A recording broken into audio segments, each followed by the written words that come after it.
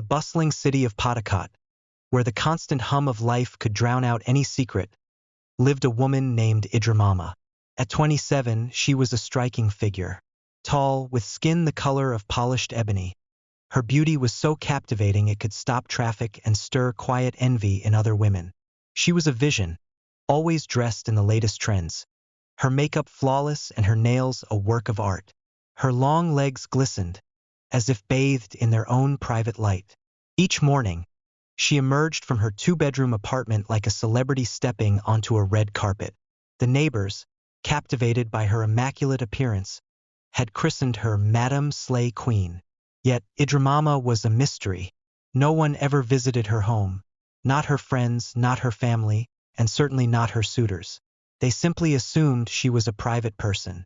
She would greet her neighbors with a polite smile, wave cheerfully, and drive off in her meticulously clean black Toyota Corolla.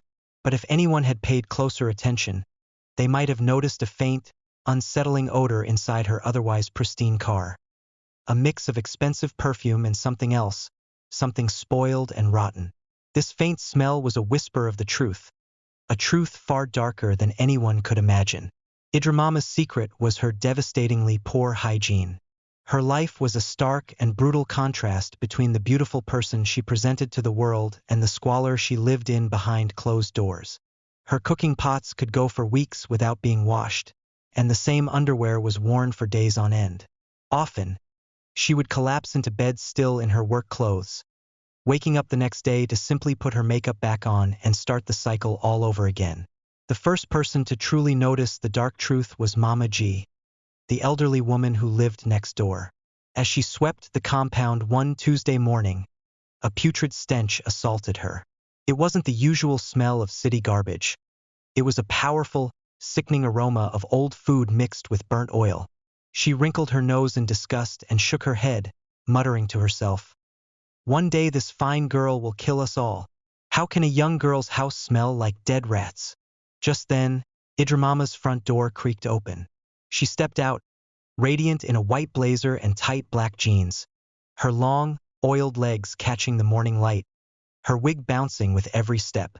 She smiled sweetly at Mama G and said, "Good morning, Ma." But beneath that perfect exterior, her heart was pounding with a secret fear. She knew what Mama G was smelling. She knew the chaos that lay just behind her front door. Inside her apartment, a different world existed. The living room was a monument to neglect. A single plastic fan pushed hot, stale air around a floor littered with used tissues, dirty clothes, and piles of leftover food cartons.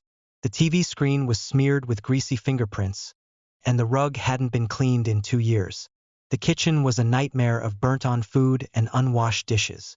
A pot of jollof rice, a week old and covered in mold, still sat on the stove, a breeding ground for a legion of dancing cockroaches. The bathroom was no better. A brown ring of filth circled the toilet seat. The sink was permanently clogged, and the mirror had never known the touch of a sponge. Despite this, every morning, she would apply her makeup, spritz herself with perfume, and step out into the world, a queen in her own right. On the outside, she was a flawless dream. On the inside, she was a person in decay. Idramama's story of neglect wasn't born of malice. It was a product of her upbringing. Growing up in Enugu, her home was a place of survival, not order. With a taxi driver father and a petty trader mother, there was never time to teach her the simple habits of cleanliness. Chores were a punishment, not a routine. At 16, she ran away after her father beat her for breaking a ceramic plate. She fled to Patakat and moved in with a distant cousin who introduced her to the high life. Makeup, social media, fast money, and men. But no one ever taught her how to care for herself or her home. So, she learned to cover her inner chaos with a veneer of glitter. Then came the man who threatened to unravel it all. His name was Ibuka, a tall, dark, and successful business analyst. He found her on Instagram, drawn in by her stunning photos. After 2 months of dating, he was completely in love. "You're the kind of woman I want to marry," he told her one night, his voice full of adoration. "You're so clean, so beautiful, so elegant. You are my dream." Idramama smiled, but her heart was heavy with dread. Ibuka was different. He saw her, not just her body. He wanted a future with her, and she, for the first time, felt the same way. But the thought of him visiting her apartment was a waking nightmare. How could she keep him from seeing the real her? She became obsessed with this fear, but eventually, a false sense of hope took over. I'll find a way to distract him, she decided, convincing herself that she could avoid the inevitable. Her plan was a lie. When Ibuka called one night, excitedly asking to visit her that weekend, Idramama panicked. No, my flat is under renovation, she lied. I'm changing the floor tiles. It's a complete mess. Ibuka was understanding. No problem. Just let me know when it's ready. I just want to know where my woman lives. She laughed nervously, a sound that masked her growing terror. She knew her home wasn't a place of love. It was a place of shame. The lies continued to pile up, just like the garbage in her apartment. Her gas finished, and instead of refilling it, she ordered more food, stacking the plastic containers in a teetering pile in the corner. Her bathroom drain clogged, and she simply ignored the growing puddle of foul water. The stench grew, but she had become accustomed to it, finding a strange, relaxed comfort in the decay. Rats and cockroaches became her only roommates. Yet, every morning, she put on her Chanel body spray and MAC foundation, and took filtered selfies for her adoring online followers. Her soul, however, was slowly cracking under the weight of her deceit. The fragile world she had built shattered one Saturday morning when Ibuka surprised her. He arrived at her gate with a bouquet of roses and a smile that faded the moment she opened her door. Idramama, open up. Your gateman said you're around, he called out, his voice cheerful. Panic seized her. Her apartment was a disaster. She ran around, frantically trying to hide clothes and plates, but it was too late. He was already at the door, and her gateman, seeing the flowers, let him in. Ibuka walked inside, his smile replaced by a look of utter shock. The raw, thick stench hit him first, followed by the sight of clothes on the floor, leftover noodles on a chair, and cockroaches scurrying up the wall. This is where you live? He asked, his voice cracking with disbelief. Idramama stood frozen, a perfect picture of beauty against a backdrop of filth. Her perfect lashes and red lipstick were a cruel mask. Ibuka, I can explain, she whispered, but he wasn't listening. Behind all that beauty you are living in death. Unbelievable, he said, shaking his head. He dropped the roses on the floor and walked out, leaving her there, completely exposed. That night, she sat on the filthy floor, sobbing for the first time in years. Ibuka had left, and with him her future. For the first time, she saw how useless her outward beauty was. It was not the makeup or the lashes that mattered, but the real person behind the mask. She tried to reach out to him, but he had blocked her on every platform. Their promising relationship was over, and a part of her died with it. Instead of a wake-up call, the heartbreak made her retreat further into her old habits. Why change now? Ibuka was gone. Who was left to impress? Her dirty clothes and underwear continued to pile up. She hated washing her worn-out dresses so much that she would simply buy new ones instead. The cycle of self-destruction continued for months, a testament to her broken spirit. Just when she thought things couldn't get any worse, a new tenant moved in. Her name was Sabina, a 25-year-old who was instantly captivated by Idramama's polished exterior. Sabina admired her elegance and style, watching every morning as she drove off in her flashy car. She was so impressed that one morning, she approached her car to ask for a ride. Hello, Idramama. Please can you give me a lift to the junction? I'm already running late for work, Sabina asked politely. Idramama, afraid of the potential for a new friendship to expose her secret, replied coldly, No, dear, I'm not going your way, and drove off. Sabina was stunned. She saw the refusal not as fear, but as arrogance. Her admiration turned to resentment, and a seed of hatred began to grow. A few weeks later, on a Thursday evening, Sabina was collecting utility payments from the tenants. She knocked on Idramama's door, but there was no answer. However, she noticed the door was slightly ajar and Idramama's car was parked outside. Certain she was home, Sabina gently pushed the door open. The sight and smell that greeted her left her speechless.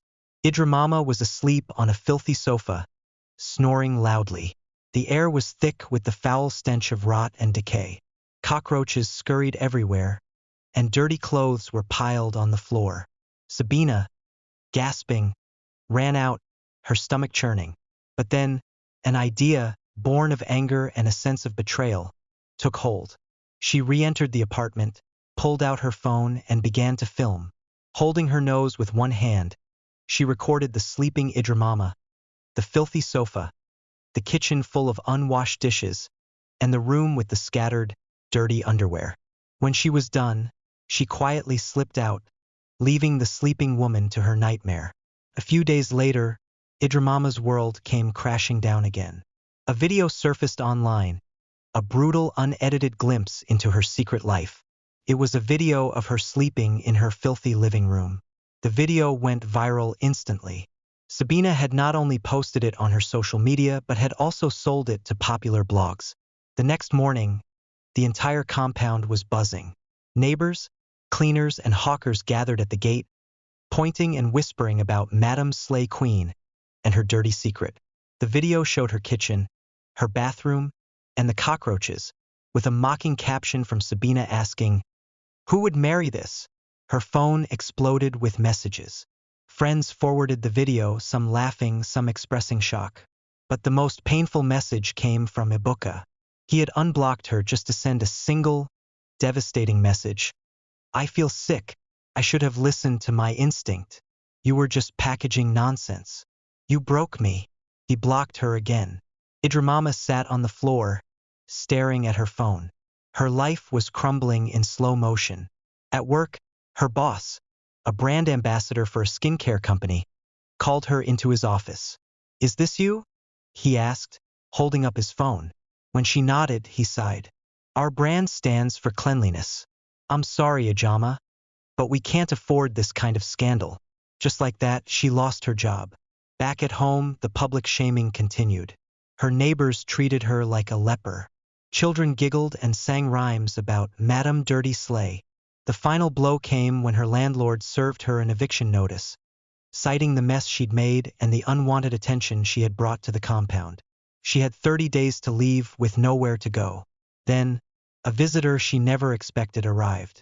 Her mother, a tough, no-nonsense woman, stood at her door. "So now you've turned yourself into an internet disgrace?" she boomed. She hadn't come to console her, but to drag her back to Enugu. "Pack your things. You have shamed us enough. You won't kill yourself because of makeup." Idramama didn't want to go back to the town she had fled, but she had nothing left. No job, no man, no friends, no image to protect. She packed her bags and followed her mother home, back to square one. Her father said nothing, simply turned up the volume on his radio. Her old room was just as she remembered it, dusty, dark, and filled with the cobwebs of childhood regrets. For days, she did nothing. She lay in bed, avoiding social media and mirrors, lost in silence. Until one day, she followed her mother to the market to help with her petty trading business. She found herself instinctively bagging items, collecting cash, and making change for 5 customers at once. An elderly woman smiled at her. "You're a very good child, my daughter.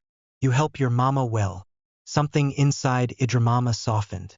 It was the first compliment she had received in weeks, and it wasn't about her looks.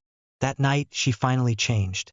She removed her fake nails and began to clean her old room.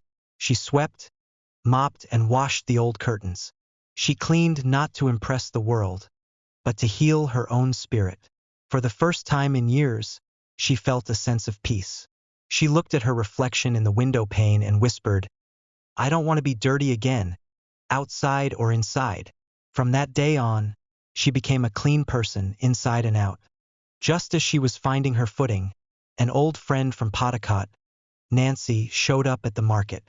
Nancy was now a YouTube documentary producer, and she had an idea for a new episode titled "The Girl Behind the Filter."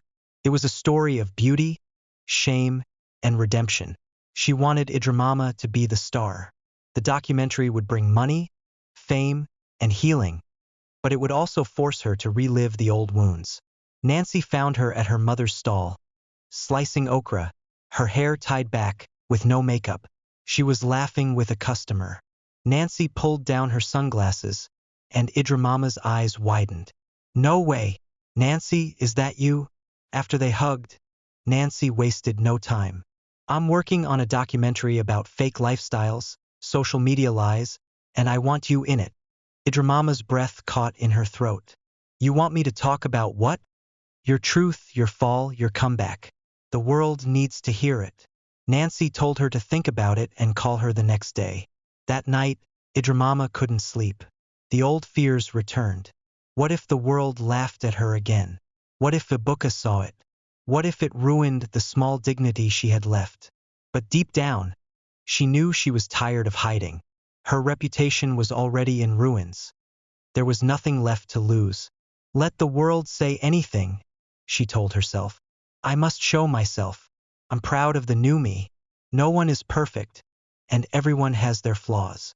The next morning, in her small, clean room, she gave an interview to Nancy, pouring out everything she had bottled up since her public disgrace. The documentary went live on YouTube a week later, and within 48 hours it had 1.2 million views. Her life changed instantly. People felt pity for her, and her Instagram DMs exploded, not with insults, but with job offers, speaking invites, and partnership opportunities. And then, something she never expected happened. She received a message request from Ibuka. "I watched your documentary. I'm happy you're a changed person now. You are brave and I admire that part of you. Please, can we talk?" Idramama's heart thumped in her chest. The man who had walked out of her life was asking for a second chance. She was elated. A few days later, Nancy came rushing to her, breathless with excitement.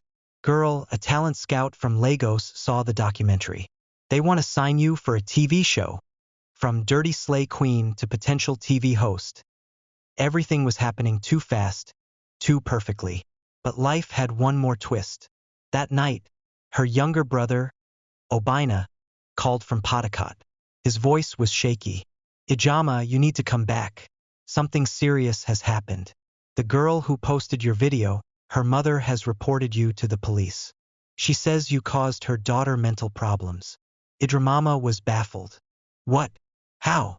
"They say ever since she posted the video, people have been bullying her online, calling her wicked. They said she tried to commit suicide, and now she's in the hospital. Her mother is saying you've ruined her daughter's life." Idramama sighed deeply. "Well, let her keep shouting. Her daughter got what she deserved. Thanks to her, my life has changed." The next day, she walked into the police station. She was led into a room where Sabina's mother, her face swollen with sorrow and bitterness, was waiting. "You!" the woman shouted. "You ruined my daughter's life. She posted that video as a joke, and you turned the world against her. She filmed me without my permission." Idramama shot back. "That video destroyed me. I almost let it, but I chose to fight back." The room fell silent. The officer stepped in. "Enough. You've both hurt each other. Continuing this fight will only cause more damage. Maybe this is a test for both of you." That night, Idramama went to the hospital. Sabina lay weakly in her bed, her head shaved, her skin pale, and her eyes dull. "How are you feeling now?" Idramama asked softly. Sabina turned to her slowly. "I just wanted to impress myself. I was jealous of you. I'm sorry. I didn't know it would go that far." "Me too," Idramama said gently. "I lived for attention and it nearly killed me. But it doesn't have to kill you." She reached for Sabina's hand. "Let's heal together." A new TV show began airing on YouTube and television, with Idramama as the host. When Ibuka saw her on the screen, he couldn't resist calling. "It's me," he said. "I know," she replied calmly. "I just wanted you to know I'm proud of you. I saw your show. And if there's ever a space in your heart—" "Ibuka," she said gently, cutting him off. "I'm healing, and I'm not going back to broken places." She hung up, not in anger, but in peace. She rented a new apartment in Lagos, spacious, clean, with plants on the windowsill. A small wooden sign by the door read, "Beauty is not what you wear, it's who you are." She stood by the window, sipping tea, looking out at the city. Alive, loud, unforgiving, but full of second chances. The story of Idramama reminds us not to judge by appearance, for the cleanest people on the outside may be drowning inside. Social media is a mask. Never envy what you don't understand. Shame isn't the end. It can be the beginning of purpose. Forgiveness of others and of yourself is the truest healing. You don't need a perfect past to inspire the future.